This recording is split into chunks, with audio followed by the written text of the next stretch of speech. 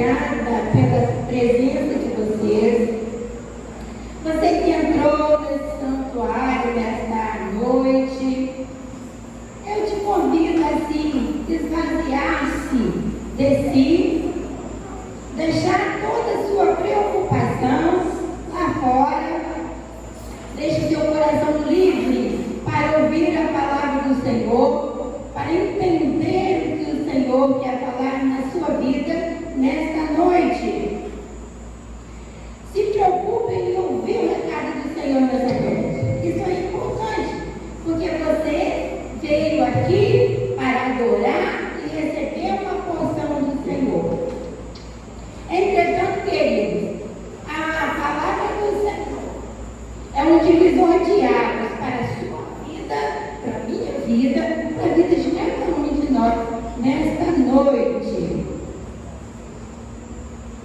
Eu quero convidar a irmã Graça, que esteja orando nesta hora. Eu vou falar, orando pelo nosso povo, para o desenvolver da nossa adoração ao Senhor nesta noite.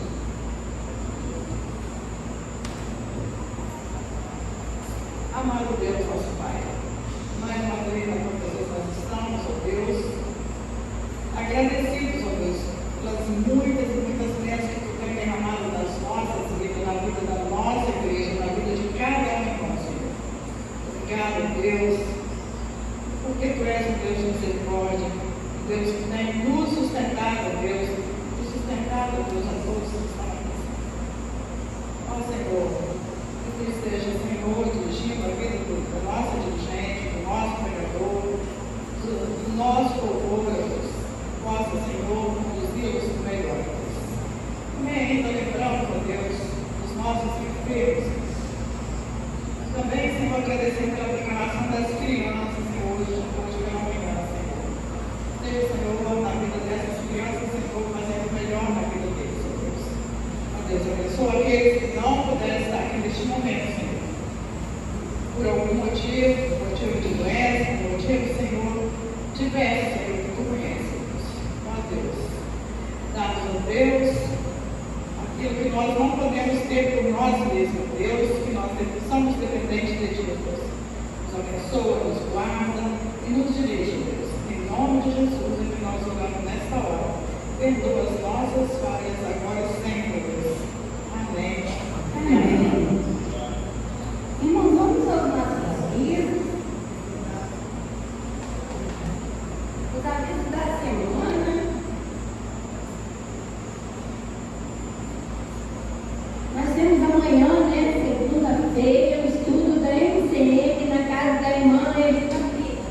Todos nós sabemos, né, onde mora a Regina.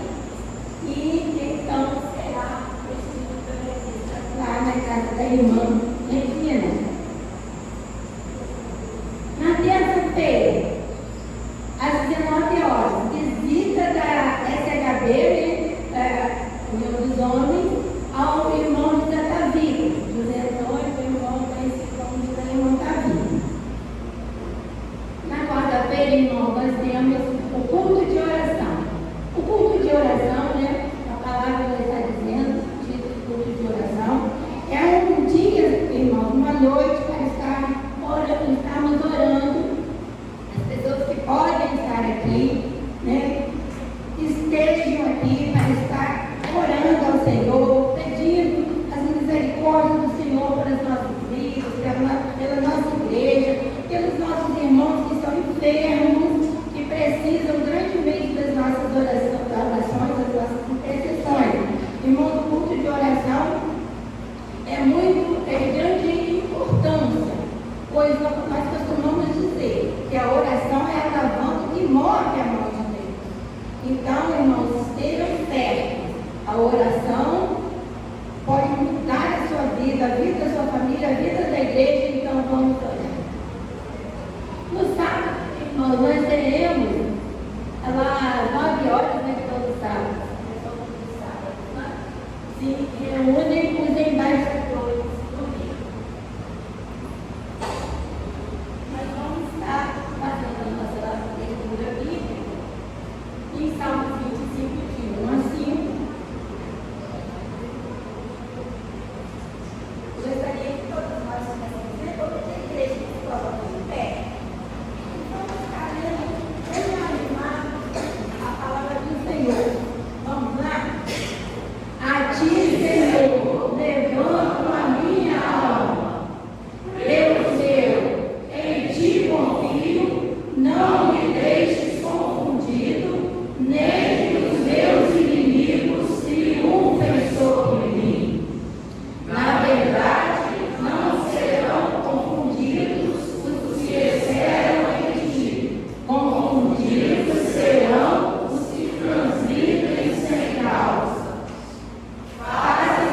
saber os seus caminhos, Senhor.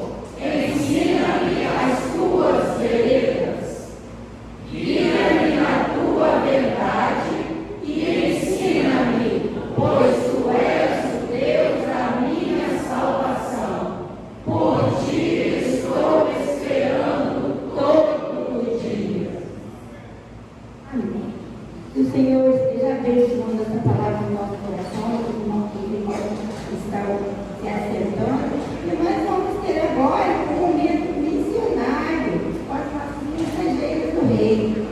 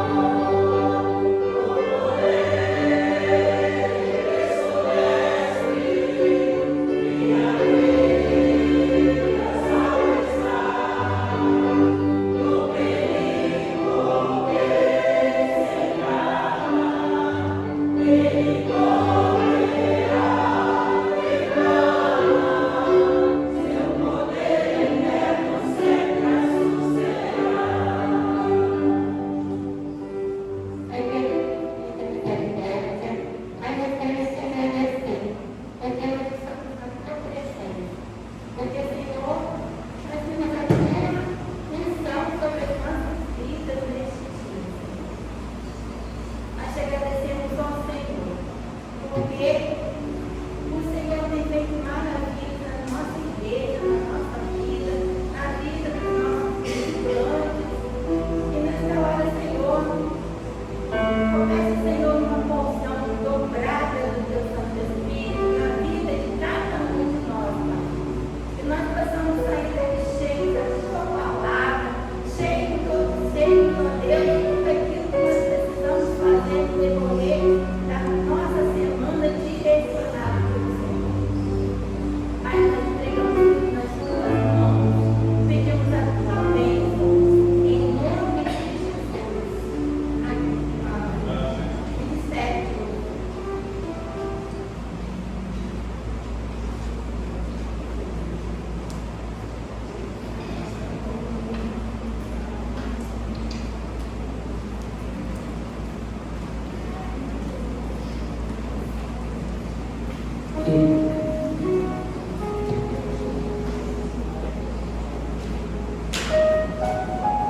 Boa noite, irmãos. Graça e paz. O Senhor é a bússola no deserto. Ele é a nossa direção. E nele tenha certeza de que você sempre será conduzido pelo deserto, de forma a chegar na terra prometida. Vamos declarar isso através dessa canção.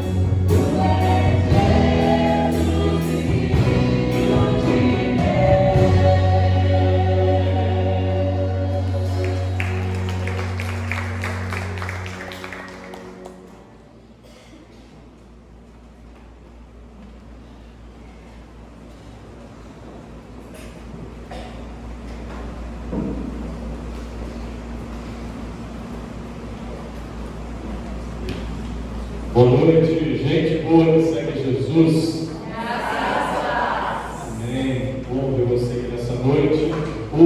culto de domingo, de adoração ao nosso Deus, antes de convidar as crianças do Ministério Infantil, vamos orar pela palavra e por aquilo que acabamos de cantar nesta última canção, onde reconhecemos que Jesus é o Filho de Deus. Jesus é a verdade de Deus, nosso Senhor, nosso Salvador. Convido você a levar seu pensamento a Deus, orar também, agradecendo ao Senhor por isso, pela sua palavra, que será lida e compartilhada no seu coração. Pai querido, obrigado, Senhor, pela liberdade que temos de te adorar, de bem dizer, de glorificar o teu santo nome, Senhor. Obrigado porque o Senhor se faz presente aqui, assim como cantamos. O Senhor está aqui em nós, no nosso meio. E este culto, ó Deus, nós o entregamos ao Senhor, nós o dedicamos ao Senhor, nós prestamos ao Senhor. Por isso, Pai querido, receba a nossa adoração, nosso culto, nosso louvor, receba a nossa vida, Deus, como esta oferta de amor ao Senhor. E que a tua palavra, Deus querido, que será lida e será compartilhada, possa, Deus, fazer sentido à nossa vida, nos trazer entendimento, compreensão, desafios, e assim, ó Pai, nos estimular a vivermos uma vida em conformidade com a vontade do Senhor para nós. Muito obrigado pela vida dos meus irmãos, irmãs, nossos amigos, visitantes, aqueles que têm nos acompanhado nas nossas transmissões. Que a bênção do Senhor esteja sobre todos, na glória e honra do teu nome. Amém, Senhor. Amém. Muito bem, Ministério Infantil, crianças de 2 a 9 anos. Então, se você tem mais de 9 anos, fica aí com o seu papai, com a sua mamãe, fica aí para você ouvir a palavra do Senhor aqui no templo. Então, de 2 a 9 anos. Ué, vai legal, pô. Estou cansada de ontem? Gente, a criançada está muito cansada. Muito bem, vamos orar por essas bênçãos do Senhor. As nossas crianças, é sempre muito bom vê-las na presença do Senhor, sendo colocadas aqui na presença do Senhor. Vem cá, Burito, vem cá, Burito. Vem cá com a Helena? Quer não? Deixa ele. Então tá bom. Depois ele vai. Vamos orar. Feche seus olhos mais uma vez. Vamos abençoar nossas crianças. Deus querido, obrigado por este ministério. Obrigado pela vida das nossas crianças. Obrigado pela liderança desse ministério. Obrigado pelo trabalho que tem sido feito com tanto carinho, com tanta dedicação a abençoar as nossas crianças. E nesta hora, Deus querido, nós oramos pela tua palavra que será ensinada a elas. Que a tua palavra, Deus, surta o efeito necessário na vida das nossas crianças. Nós oramos por proteção da parte do Senhor sobre as nossas crianças. Nós oramos, ó Pai, pelos livramentos, pelo Deus, por aquilo que o Senhor tem feito, ó Deus, sobre a vida das nossas crianças, que muitas das vezes nós não vemos, nós não acompanhamos, nós não estamos perto. Nós te somos gratos, Deus querido, por isso. Continua cuidando das nossas crianças, Senhor. Nós te pedimos, nós te rogamos, abençoa a irmã Claudinha à frente do culto infantil nesta noite. Dá ela a direção do teu Santo Espírito para ministrar a tua palavra com toda a sabedoria da parte do Senhor, a vida das nossas crianças, Pai. Assim nós oramos, te agradecemos, em nome de Jesus. Amém. Amém. Muito bem, irmãos, abram a Bíblia dos irmãos em João, Evangelho de João, capítulo 18, verso de número 28. Hoje nós vamos caminhar um pouco mais dentro deste capítulo 18, um capítulo também extraordinário, onde Deus está nos dando o privilégio de, já pela 4ª vez, nesta série de mensagens, uma jornada até a cruz, meditarmos dentro deste capítulo de número 18. E hoje eu quero dividir mais uma porção com os irmãos, dentro dessa perspectiva de olharmos sobre a verdade, aonde o último versículo que eu vou ler com os irmãos, que é o versículo 38, nós vamos ler do 28 ao 38, estarei fazendo essa leitura, melhor dizendo, os irmãos podem acompanhar, assentado mesmo como os irmãos estão, aí na sua Bíblia, ou na projeção, se sendo feita, enfim, acompanhe o texto, será lido e permita que o Espírito Santo vá falando ao seu coração. Aqui, para te contextualizar rapidamente, Jesus já havia sido preso, Jesus já havia sido interrogado por Anás,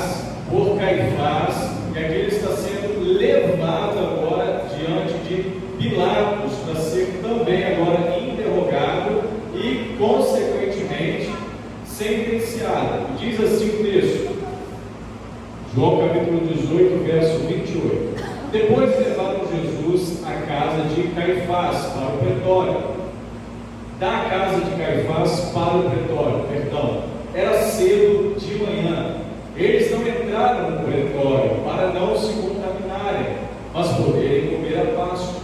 Então Pilatos saiu para lhes falar e lhes disse: que acusação trazeis contra este homem? Responderam-lhe: se este não fosse malfeitor, não te entregaríamos. Replicou-lhes, pois, Pilatos: tomai-o vós outros e julgai-o segundo a vossa lei. Responderam-lhe os judeus: a nós não nos é lícito matar ninguém. Eles queriam matar Jesus, para que se cumprisse a palavra de Jesus, significando o modo por que havia de morrer. Então os judeus não podiam fazer isso, mas estavam para se cumprir aquilo que o próprio Jesus disse com relação ao significado da sua morte. Tornou Pilatos a entrar no pretório, chamou a Jesus e perguntou-lhe: és tu rei dos judeus? Respondeu Jesus: vem de ti mesmo esta pergunta, ou te disseram outros a meu respeito? Replicou Pilatos: porventura sou judeu? A tua própria gente, os principais sacerdotes, é que te entregaram a mim. Que fizeste? Respondeu Jesus: o meu reino não é deste mundo. Se o meu reino fosse deste mundo, os meus ministros se empenhariam por mim, para que não fosse eu entregue aos judeus. Mas agora o meu reino não é daqui. Então lhe disse Pilatos: logo tu és rei? Respondeu Jesus: tu dizes sou rei. Eu para isso nasci, e para isso vim ao mundo, a fim de dar testemunho da verdade. Todo aquele que é da verdade ouve a minha voz. Perguntou-lhe Pilatos: que é a verdade? Tendo dito isso, voltou aos judeus e lhes disse: eu não acho nele crime algum. Só até.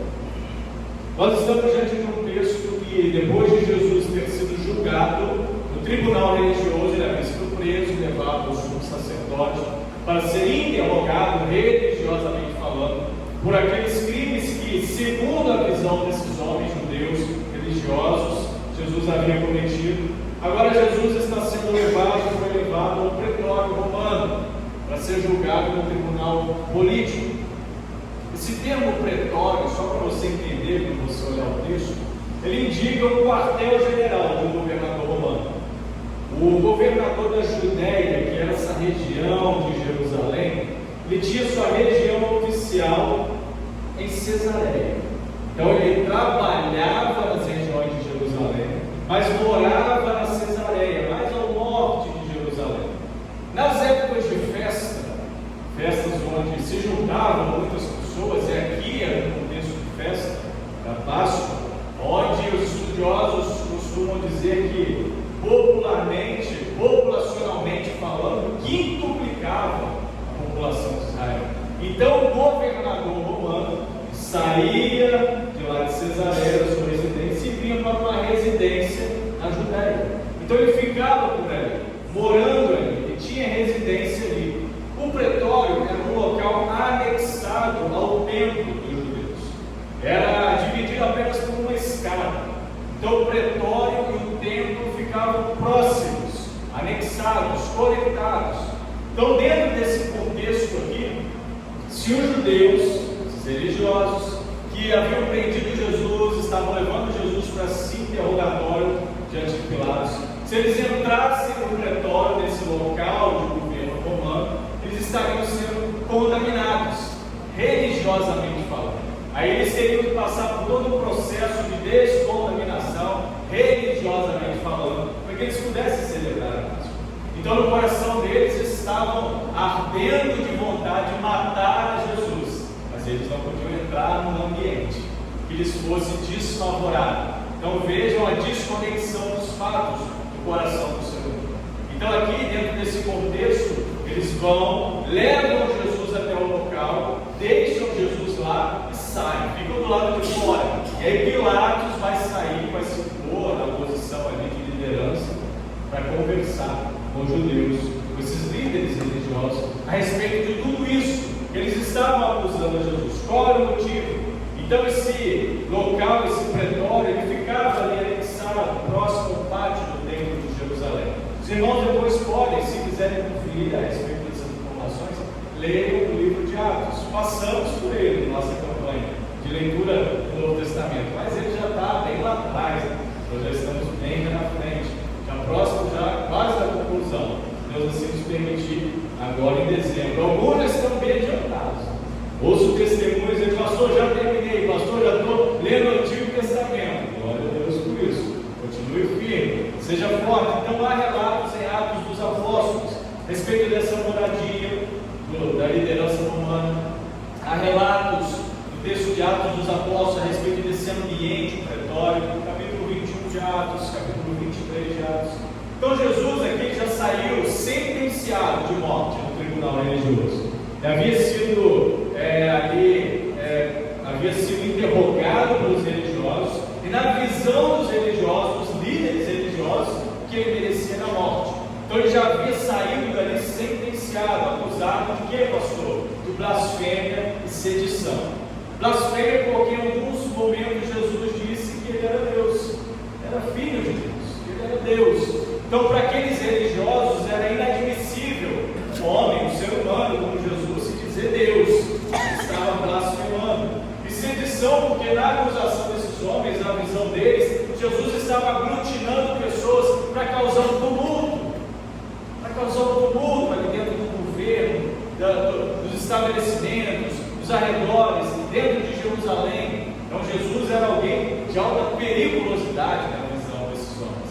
Mas o que motivava o coração deles era apenas um sentimento, a inveja, por aquilo que Jesus estava fazendo. Então os homens da religião e da lei, por ciúme, por inveja, acusaram Jesus. Estavam acusando Jesus diante de Pilatos. Por que, irmãos, que eles faziam isso? Porque eles não queriam perder a popularidade deles. Eram homens que tinham um contexto, uma moral, uma visão dentro do povo judeu, dentro de Israel. Esses homens não queriam perder aquilo que eles estavam experimentando no seu status. Então Jesus estava causando um desconforto na vida desses homens, porque Jesus os acusava. Jesus olhava nos seus olhos, porque Jesus é Deus, Ele conhece o nosso coração e falava: vocês estão errados, vocês estão fazendo não está certo, o que vocês estão ensinando está errado, o peso que vocês estão colocando sobre as pessoas não é isso que Deus quer para a vida delas. Mas esses homens faziam isso porque isso lhes dava poder, isso lhes dava status. Então Jesus estava batendo na base desses homens, estava criando incômodo na vida desses homens. Então o que eles tinham que fazer? O que fosse possível para calar a voz de Jesus. O que eles queriam naquele momento era matar Jesus. Então por todos esses sentimentos, esses homens estavam fazendo isso. Como eles não tinham poder para matar ninguém, o verso 31 que nós lemos afirmou isso, porque eles falaram para Pilatos: tomai, replicou-lhes pois Pilatos, na verdade. Pilatos disse para eles, quando sai ali no pretório para conversar com esses homens: tomai vós outros e julgai segundo a vossa lei. Eles responderam para Pilatos: a nós não nos é lícito matar ninguém. Então, de certa forma, eles não podiam tirar a vida de alguém, a não ser dentro de um contexto específico, que era o apedrejamento. Só que nós sabemos muito bem, dentro da profecia bíblica, e até daquilo que Cristo Jesus também falou muitas vezes com os seus discípulos, com os seus apóstolos: ele estava para ser morto, crucificado, não apedrejado. Então, por mais que os judeus quisessem, jamais conseguiriam cumprir aquilo que já estava designado no coração do povo. Porque tudo que aconteceu com o Senhor não foi, apesar de ter sido, claro, quando olhamos para o texto bíblico, uma covardia, algo muito triste, algo que de fato assusta. Nós olhamos para o texto falando: que preço alto que o Senhor pagou por nós. Mas tudo isso já estava, de certa forma, ciente no coração do Pai, porque era um preço que Ele escolheu para pagar por amor a você, por amor a você. Então, por isso, preste atenção a essa palavra e deixe essa palavra falar ao seu coração. Deixe essa palavra te ensinar algo. Deixe essa verdade que é a palavra de Deus, que é Cristo Jesus, falar ao seu coração aquilo que você entender a voz do Espírito Santo de Deus. Então esses homens aqui, tanto os judeus quanto Pilatos, estavam naquele ping-pong, cada um jogando para o outro, terceirizando a sua culpa daquilo que eles estavam fazendo. Os judeus terceirizando a sua responsabilidade daquilo que eles estavam fazendo para Pilatos, e Pilatos da mesma forma devolvendo para os judeus. A tal ponto de que dentro desse contexto, mais para frente, principalmente dentro do capítulo 19, Pilatos vai chegar à conclusão: eu não vejo nesse homem pecado, eu não vejo nada na vida dele que pudesse ser condenado, que pudesse ser crucificado, que pudesse ser morto. Mas o coração desses homens judeus, cheio de inveja, cheio de rancor, cheio de ódio, cheio de aversão para com aquele que apenas apregoava o amor, queria de qualquer forma acabar. Então Jesus aqui, logo que levaram Jesus ao pretório, Pilatos saiu e perguntou para eles: o que esse homem fez? Que acusação vocês trazem contra esse homem? No verso 29. Os principais sacerdotes acusaram Jesus de muitas coisas, dentro dos evangelhos sinóticos, Mateus, Marcos, Lucas, principalmente Marcos e Lucas, há alguns relatos em que João não faz esses relatos. Então depois pega esse texto, leia nos outros evangelhos, compare para que eles enriqueçam o seu conhecimento. Só que diante de todas essas acusações, irmãos, diante de tudo isso que colocaram para com o Senhor, Jesus ficou em silêncio. Jesus não disse nada, Jesus não abriu a sua boca. E o que essa atitude de Jesus nos ensina? O que essa atitude de Jesus pode nos ensinar? Que há momentos que o silêncio é mais eloquente do que as palavras. Tem hora que a gente fica quieto, a gente ganha mais. Tem hora que se nós apenas analisarmos, nós ganhamos mais. Tem horas que se nós deixarmos de falar aquilo que muitas vezes vem para ser dito, nós abençoamos mais, nós crescemos mais, nós glorificamos mais. Aqui Jesus vai ficar em silêncio, porque o silêncio aqui foi mais eloquente do que qualquer palavra que ele pudesse ser dito. Porque o silêncio pode dizer coisas que às vezes as palavras não conseguem transmitir. Durante as últimas horas da sua vida, em 4 ocasiões diferentes, Jesus não abriu a sua boca. Ele não abriu a sua boca na presença de Caifás, não abriu a sua boca na presença de Pilatos, não abriu a sua boca na presença de Herodes. Aqui João não fala do encontro dele com Herodes, mas em Lucas 23, verso 9 fala. E depois, já no capítulo 19 de João, verso 9, Jesus também não abriu a sua boca diante de Pilatos. Jesus não bateu boca, Jesus não discutiu, Jesus não quis ficar dizendo que não, vocês estão errados, eu que estou certo, eu vim cumprir o propósito, eu vou fazer isso, eu vou... Não, Jesus não quis ficar dando satisfação. Jesus apenas mostrou com o seu silêncio a verdade que ele é. A verdade que ele é. Essa atitude, irmãos, de Jesus falou mais alto do que qualquer palavra que ele pudesse ter dito. Esse silêncio de Jesus, mediante os seus acusadores, mediante aquelas lideranças políticas, religiosas, esse silêncio se transformou em condenação para eles. Em condenação para eles. Aqueles homens que estavam acusando a Jesus, no final das contas, eles estavam sendo sentenciados. Mas diante de tudo isso, Pilatos estava convencido de que a motivação dos judeus era pura e simplesmente a inveja. A inveja contra a verdade, a inveja contra a vida, a inveja contra o amor, a inveja contra aquele que liberta o nosso coração da escravidão, contra aquele que estava libertando o coração dos judeus da escravidão religiosa. Então Pilatos estava percebendo isso. Com base em muitas acusações falsas, os judeus clamavam veementemente por uma falsa justiça, querendo a justiça. Qual é a nossa justiça? Crucifica, crucifica, acabem com esse causador de tumulto, com esse causador de problemas. E mesmo Pilatos, não vendo em Jesus crime algum, ele é comprado pelos judeus, com o argumento de que se ele não fizesse aquilo, se ele não matasse a Jesus, se ele não pusesse um fim naquilo ali, ele não era amigo de César. Aí pegou pesado. Quando eles disseram para Pilatos: se você não fizer isso, você não é amigo de César. E quem era César? César era o presidente, César era o manda-chuva, César era o chefe de Pilatos. Então, se talvez Pilatos continuasse com aquela tentativa, com aquele argumento, aquela percepção de não, eu não vejo nele crime algum, não há o que fazer, não tem o que fazer, Pilatos, segundo a visão dos judeus, não seria amigo de César, estaria sendo conveniente com Jesus, estaria se aproximando de Jesus. Então, para Pilatos não se colocar numa situação de enrascada, ele vai fazer aquilo que nos evangelhos sinóticos vai afirmar: Pilatos vai lavar as suas mãos, vai terceirizar a sua responsabilidade. Então é com vocês, tá? Que vocês querem fazer, não façam.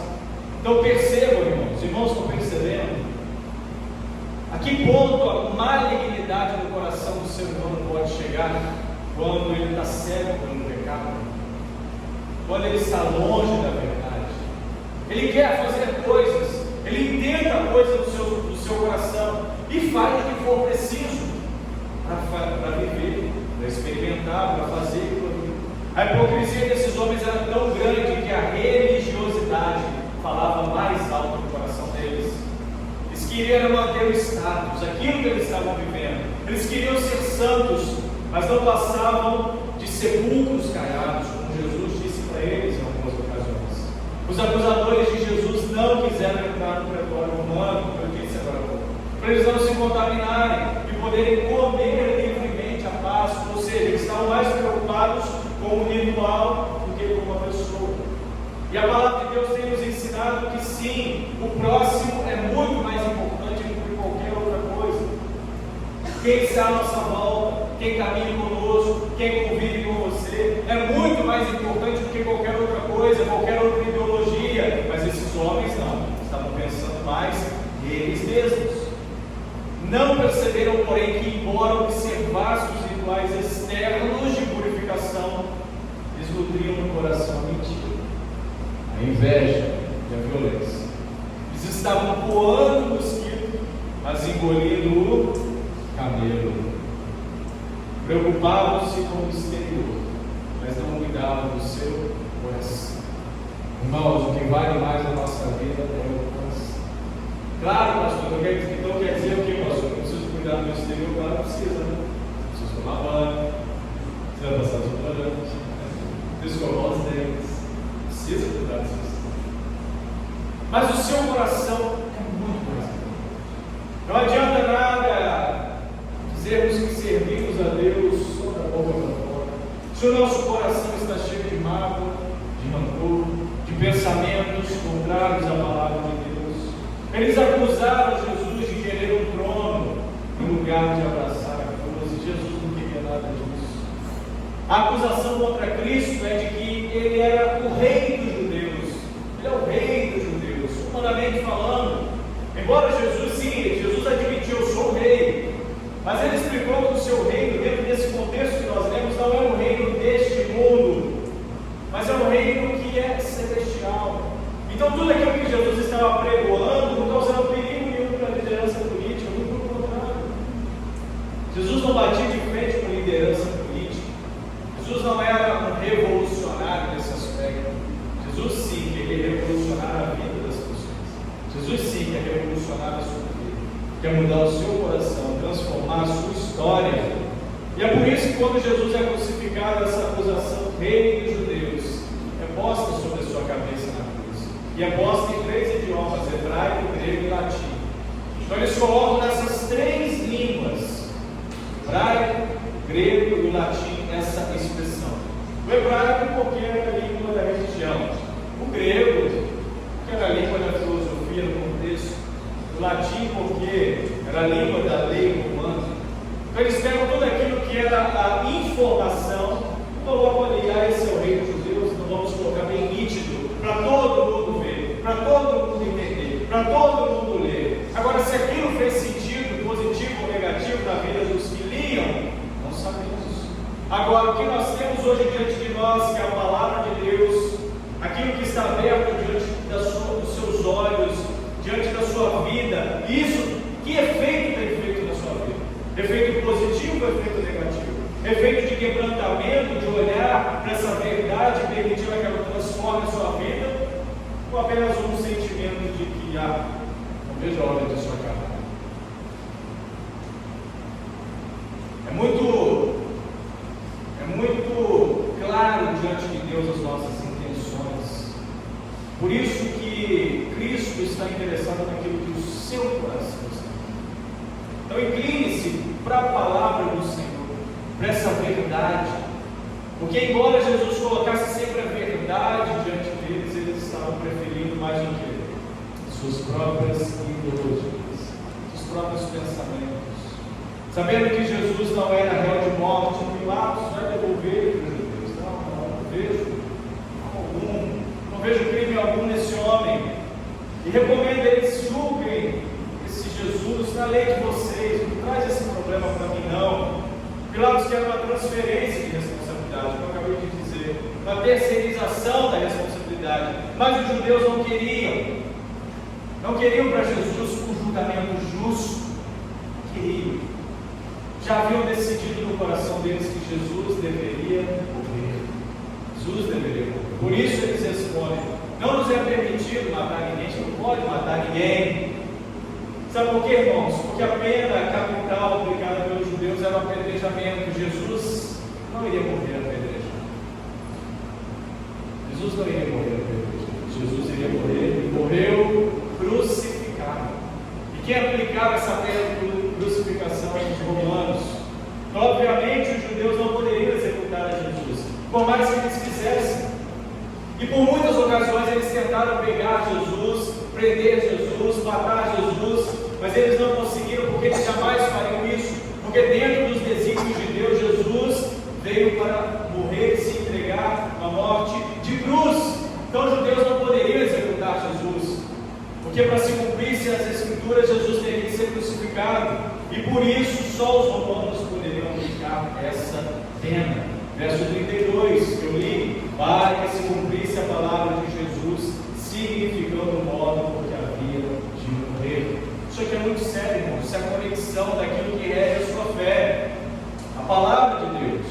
Diante de todos os acusadores judeus, diante do governador Pilatos, as mentiras não sobressaíram a verdade.